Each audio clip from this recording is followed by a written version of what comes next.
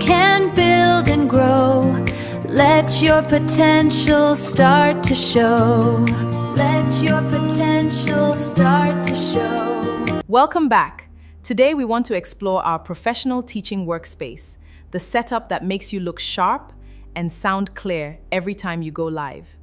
First, your backdrop. Keep it strictly professional, clean, clutter-free wall like this one, or a good quality virtual background. And if you use a digital backdrop, sit still so it doesn't glitch. Next, lighting. Never sit with a window behind you, that puts you in silhouette. Instead, put your main light source in front of your face, like this ring light, so your expressions stay bright and clear. Camera placement matters too. Don't let your camera sit low, looking up at you. Prop it up to exact eye level on a stand or a tripod like this one.